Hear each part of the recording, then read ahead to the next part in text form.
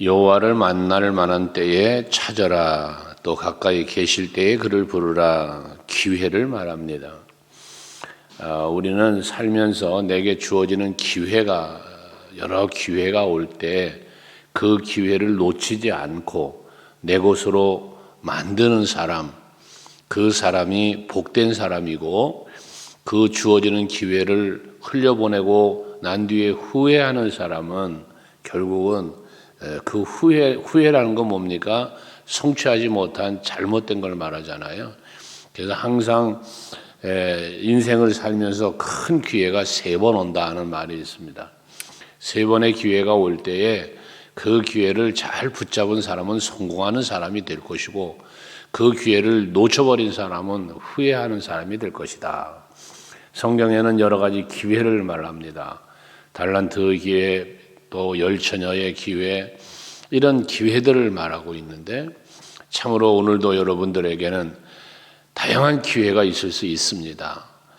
그 주어지는 기회, 순간순간들을 놓치지 말고 잘 붙잡아서 여러분들의 신앙과 여러분의 인생의 유익함을 얻는 여러분들이 되시길 바라는데, 특별히 수많은 기회 중에 하나님을 만날 수 있을 때에, 하나님이 나의 곁에 함께 계실 때에 내가 뭘 해야 되겠냐는 말씀입니다. 오늘 이 아침에도 여러분 곁에 하나님이 계시고, 이 아침에도 하나님을 만날 만한 때라면 예배 가운데 만나시고, 기도 가운데 만나시고, 또 살아가는 삶의 현장에서도 여호와 하나님을 만나 동행하는 여러분들이 될 수 있기를 바랍니다.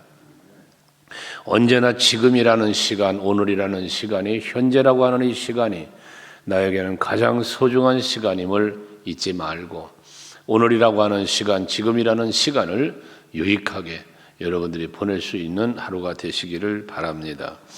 7절 말씀에는 악인은 그의 길을, 불의한 자는 그의 생각을 버리고 여호와께로 돌아와라 했습니다. 여호와께로 돌아와야 할 때 돌아와야 합니다. 우리가 돌이켜야 할 때 돌이키지 못하면 결국 망하는 거예요. 이스라엘 백성들이 하나님께로 돌아오라 하고 하나님이 부르실 때에 돌아오는 사람은 회개하는 거죠. 돌아온다는 건 회개하는 건데, 돌이키는 사람은 하나님께서 용서하시고 긍휼을 베풀어 주신다는 것입니다. 그런데 이렇게 돌아온다는 것은, 하나님께로 돌아온다는 것은 버려야 할 것들을 버릴 수 있어야 여호와께로 돌아오는 겁니다. 내가 버려야 할 것들을 버리지 못할 때에는 여호와께로 돌아올 수가 없는 거예요. 앞에서 말씀드린 기회도 마찬가지예요. 내 앞에 놓여진 기회를 붙잡으려면, 지금 내가 손에 잡고 있는 것들을 놓지 못하면 새로운 기회를 잡지 못하는 것이거든요. 그래서 우리가 버려야 할 것들은 우리들의 생각, 버릴 건 버려야 하고, 우리들의 잘못된 말들도 버려야 할 것이요, 우리들의 잘못된 습관도 버려야 할 것입니다. 항상 우리는 습관을 바르게 가질 때 그 바른 습관이 나를 만들어가는 것이니까, 오늘도 여러분들이 정말 습관을 통해 이 새벽 제단을 쌓고 계신 거고, 또 예배하는 습관, 헌신하는 습관, 기도하는 습관, 이 참으로 우리의 신앙의 유익함이 되어지는 아름다운 습관들이 여러분들에게 생겨지고, 나쁜 것은 버리면서 여호와께로 돌아올 수 있는 여러분이 되셔야 합니다. 그리하면 하나님께서는 긍휼히 여기시리라고 했습니다. 또 여호와께로 돌아오면 그가 너를 너그럽게 용서하시리라고도 했습니다. 우리가 여호와 하나님 앞에로 돌아오기만 하면 언제든지 긍휼히 여겨주시고 용서해 주시는 하나님이심을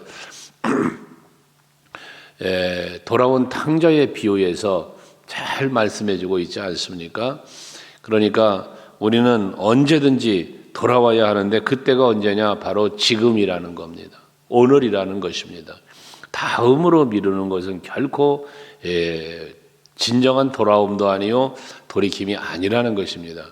우리는 항상 내일부터, 다음부터라고 하는 생각이 우리 속에 잠시고 야옵니다. 그러다 보면 그 내일이, 그 다음이 내 인생을 망치는 거예요.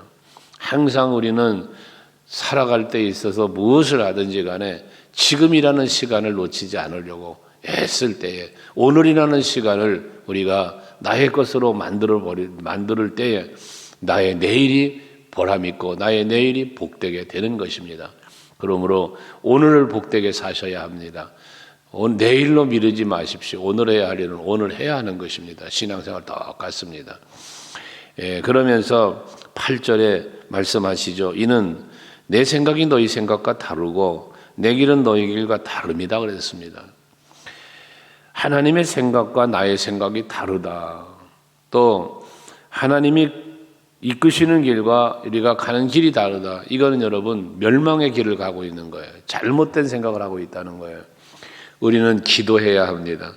하나님의 생각이 나의 생각과 나의 생각이 동일해지도록 기도해야 됩니다. 하나님이 가기를 원하시고 이끄시는 길이 내가 가는 길이 되어야 하는 것입니다. 그런데 하나님이 계획하고 생각하는 하나님의 뜻과 나의 생각이 달라버리면 모든 게 달라져 버리는 거예요. 근데요, 길이 달라져 버리면 하나님이 인도하는 길은 어디입니까? 생명의 길이잖아요. 하나님의 생각은 뭐예요? 재앙이 아니고 평안이라고 그랬습니다. 그러니 하나님이 이끄시는 대로 내가 살아가고 하나님의 뜻대로 살아가면 그거는 사는 길이고 복된 길을 가는 거예요. 그런데 그 길과 다른 길을 가면 그게 멸망의 길이고 저주의 길을 걸어가는 거죠. 여러분 오늘도 하루를 걸어가실 때 살아갈 때 여러분의 생각과 하나님의 생각을 일치시키는 이런 여러분들이 돼야 하고 하나님이 이끄시는 길로 내가 다른 길이 아닌 그 길로 걸어가려고 힘쓰는 여러분들이 되셔야 한다는 것입니다. 그게 생명의 길이기 때문에 그렇습니다. 그래서 하나님의 생각은 성령이 주는 생각이에요. 성령이 오셔서 감화감동하시고 성령을 통하여 말씀을 주시고 성령을 통하여 여러분의 생각을 주관하시려고 할 때 내가 그 성령의 생각을 따라 살아가는 여러분이 되어야 한다는 것이거든요. 근데 사람의 생각은 무엇입니까? 사람의 생각 속에는 세상의 생각, 육의 생각이 들어와 있습니다. 그러다 보니 그 생각의 틈을 타고 마귀가 함께 들어옵니다. 그게 우리의 마음을 잠식해 버립니다. 마귀의 유혹은 그래서 뭐라고 늘 말씀드리는 게 뭐예요? 마귀는 유혹할 때 먼저 여러분의 생각을 빼앗아요. 여러분의 마음의 생각을 유혹한다고 말이에요. 그래서 악한 생각을 하게 해요. 욕심의 생각을 하게 하는 거예요.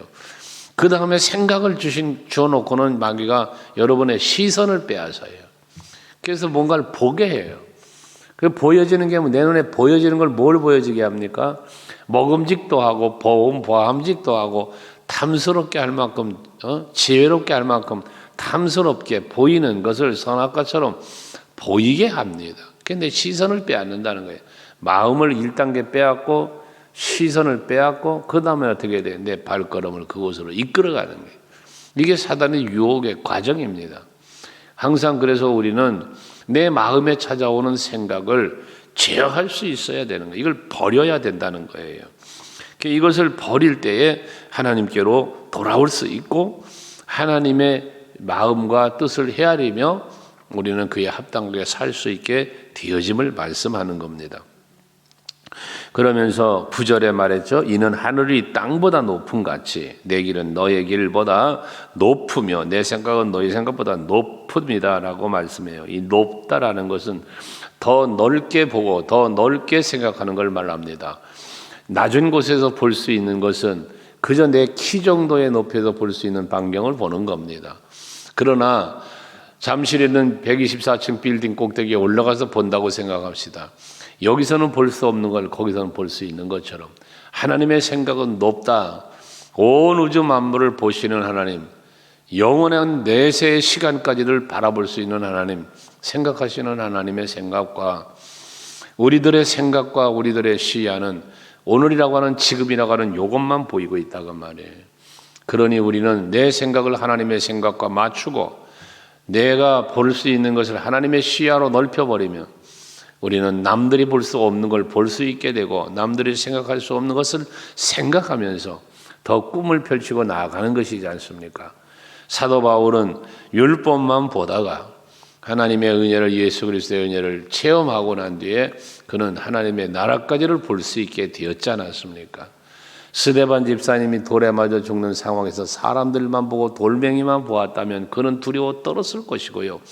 어쩌면 그 사람들과 타협하여 복음을 버리는 예수를 배신하는 사람이 될 수도 있었을 거예요. 그러나 그는 눈을 들어 하늘을 우러러 보았다 그랬어요. 사람들을 보지 않았다는 거예요. 돌멩이를 보지 않았다는 거예요. 그는 눈을 들어 하늘을 바라보았다는 거예요. 그때 보좌 우편에 계신 하늘문이 열리고 보좌 우편에 서 계신 예수를 보았다는 겁니다. 그러니 그 상황에서도 그 얼굴은 천사와 같다고 했습니다. 오늘 우리들이 겪고 있는 코로나19 또는 다양한 여러 가지 어렵고 힘든 상황들, 여러분 그 상황을 바라보면 우리는 힘들어지는 거예요. 이스라엘 백성들이 출애굽을 해서 홍해가 막혔고 애굽 병사가 따라올 때 홍해만 바라보고 뒤에 따라오는 애굽 병사만 바라보니 두려웠던 거예요. 하지만 모세는 하늘을 우러러 하나님을 보았을 때 그 하나님의 응답과 방법으로 지팡이를 내밀어 홍해를 가르는 놀라운 기적을 이루지 않습니까? 여러분들 힘들고 어려울수록 눈을 들어 주를 바라보는 성도들이 되시기를 바랍니다. 그리할 때 하나님은 여러분들이 살 길을, 여러분들을 도우심을 보여주시고 그렇게 이끌어 주실 줄로 믿습니다. 여러분 마음속에 찾아오는 모든 욕심도 염려도 다 버리고 오직 주를 바라보시기를 바랍니다. 10절에는 이는 비와 눈이 하늘로부터 내려서 그리로 되돌아가지 않고 땅을 적셔 소출이 나게 하고 싹이 나게 하고 파종하는 자에게 종자를 주며 먹는 자에게 양식을 준 같이라고 해서 하늘에서 내리는 비나 하늘에서 내리는 눈은 왔다 다시 가는 게 아니고 이 땅에 그냥 있어서 이 땅에게 유익함을 준다는 말을 비유로 하시잖아요. 그러면서 이제 말씀이 뭐냐면 11절에 하나님의 말씀을 말하는 거예요. 내 입에서 나가는 말도 이같이 헛되이 내게로 돌아오지 않고 나의 기뻐하는 뜻을 이루며 내가 보낸 일의 형통함이니라 그랬어요. 하나님의 말씀이 한번 선포되면 하나님은 그 말씀을 다시 거두어 드리지 않는다는 거예요. 이 말의 의미가 뭡니까? 하나님의 말씀은 선포되면 반드시 이루어진다는 거예요. 그리고 우리들과의 하나님의 말씀은 우리와의 약속인데 이 약속은 반드시 성취됨을 말하는 거예요. 하나님 번복하지 않으시는 분이라는 거예요. 약속을 거두어 드리는 분이 아니라는 거예요. 하늘에서 비가 내려온 게 다시 가지 않고 땅에 유익함 주는 것처럼 하나님의 모든 말씀도 우리에게 주신 약속이니 그 약속은 반드시 성취한다는 거거든요. 오늘 이 아침에도 이 주시는 이 모든 말씀들이 여러분의 삶의 현장에서 은혜가 되고 복이 되는 은혜가 있기를 원합니다. 그러니 우리는 말씀을 어떻게 해야 돼요? 땅이 가나안 땅을 하나님께서 그렇게 말씀하셨잖아요. 하늘에서 내리는 비를 흡수하는 땅이다 그랬어요. 가나안 땅을 일컬어서. 그러니 오늘 우리들도 하나님이 주시는 모든 말씀을 아멘으로 이 심령에 흡수해야 돼요. 그 씨 뿌리는 비유에서도 말하지만 말씀의 씨가 뿌려지는데 어떤 씨는 길가밭에, 어떤 씨는 돌짝밭에, 어떤 씨는 가시밭에, 어떤 씨는 좋은 땅에 떨어졌더라 그러잖아요. 결과가 달랐지 않았습니까? 우리는 항상 우리의 마음을 앞에서 말한 여호와의 생각과 내 생각이 달라버리면 이게 길짝밭도 되고 돌짝밭도 되고 가시밭도 되는 거거든요. 그런데 하나님의 생각과 내 생각을 일치시키며 그 뜻을 분별하며 살면 이게 곧 좋은 땅이 되어서 30배, 60배, 100배의 결실을 맺는 삶을 살게 되어진다는 것입니다. 그러므로 여러분들은 언제나 하나님이 주시는 모든 말씀을 잘 마음에 받아들이고 마음판에 새겨서 그 말씀과 더불어 살아가기 위하여 힘쓰는 여러분이 될 때에 그 말씀대로 되어지는 놀라운 성취의 은혜가 내 삶 속에서 이루어지는 것이거든요. 간혹 여러분들에게 선포하라는 말을 하지 않았습니까? 내가 내 입술로 선포한다는 것은 내 마음에 새겨지고 심어지지 않고는 선포가 되지를 않는 거예요. 내가 믿을 때 선포는 무슨 선포? 믿음의 선포잖아요. 뭘 믿어요? 하나님의 약속의 말씀을 믿는 거예요. 하나님의 약속의 말씀을 내가 믿을 때에 그 믿음이 내 안에 있으므로 내 입술로 선포하고 쏟아내는 모든 말씀이 믿음의 말이 나오는 거예요. 근데 내가 말씀을 아멘으로 받지를 못하면 내 안에 믿음이 형성되지를 않고 쏟아내는 모든 말들도 믿음의 말을 할 수가 없는 거예요.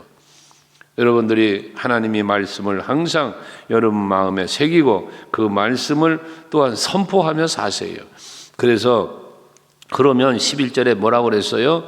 말씀이 다시 되돌아가지 않고 나의 기뻐하는 뜻, 하나님의 기뻐하는 뜻을 이루며 또 내가 보낸 일에 형통함이니라고 말씀을 합니다. 하나님의 말씀대로 살면 형통한다는 거예요. 하나님의 말씀대로 살면 잘 된다는 거예요. 오늘도 여러분들 하나님의 말씀 안에 살아서 오늘이 형통하는 하루가 되시기를 바라요. 범사가 잘 되길 바랍니다. 12절도 너희는 기쁨으로 나아가며 평안히 인도함을 받을 것이요 산들과 언덕들이 너희 앞에서 노래를 바라고 들의 모든 나무가 손뼉을 칠 것이며 이게 뭡니까? 여기서 너희는 기쁨으로 나아간다는 게 뭐예요? 하나님께로 돌아가는 거예요. 하나님께로 가까이 나아가는 거예요. 하나님의 말씀대로 사는 거예요. 이게 기쁨으로 나아가는 삶이 되는 거예요. 그러니까 언약이 하나님의 말씀을 아멘으로 받고 말씀 안에 사는 사람이 되면 그 언약의 성취로 말미암아 누리는 복을 말하는 거예요. 기쁨의 복, 평안의 복, 손뼉 치며 기뻐하며 하나님께 찬송과 영광을 돌리는 그러한 은혜를 누린다는 거거든요. 또 13절에는 번성의 복을, 풍요로운 복을 말씀하는 건데 잣나무는 가시나무를 대신하여 나고 화석류는 찔레를 대신하여 날 것이다. 이것이 여호와의 기념이 되며 영영한 표징이 되어 끊어지지 아니하리라 그럽니다. 황폐했던 땅들이 기름진 땅으로 바뀌고 모든 나무에는 열매가 풍성해지고 이 하나님의 은혜로 말미암아 누려지는 거예요. 여기 말씀에 표현된 대로 가시나무가 있던 곳에 가시나무가 사라지고 잣나무가 들어와서 심겨진다는 말이잖아요. 쓸모없는 가시나무가 잣나무가 되어서 잣열매를 따먹을 수 있다는 거잖아요. 또 찔레, 아무 쓸모짝도 없는 찔레가 없어지고 화석류가 생겨서 아름답고 화려한 것들을 취할 수 있는 이러한 땅이 된다는 거 아닙니까?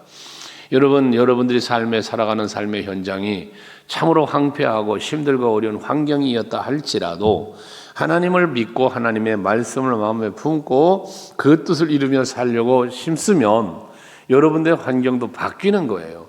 가시나무였던 환경 같은 찔레나무 같은 나한테 해만 끼치는 것들이 싹 사라지고 그것을 대신해서 잣나무가 화석류가 오는 것처럼 여러분들의 삶의 현장에도 이렇게 환경이 바뀐다는 거예요. 모든 게 바뀌어진다는 거예요. 이게 하나님이 주시는 은혜와 복인 것입니다. 오늘 여러분들에게 이런 바뀌어지는 역사가 있기를 원합니다. 나쁜 것이 사라지고 좋은 것이 돌아오는, 또 해로운 것이 사라지고 유익한 것이 내 앞에 펼쳐지는 그러한 복된 삶이 오늘 한 날 여러분에게 있기를 주의 이름으로 축원합니다.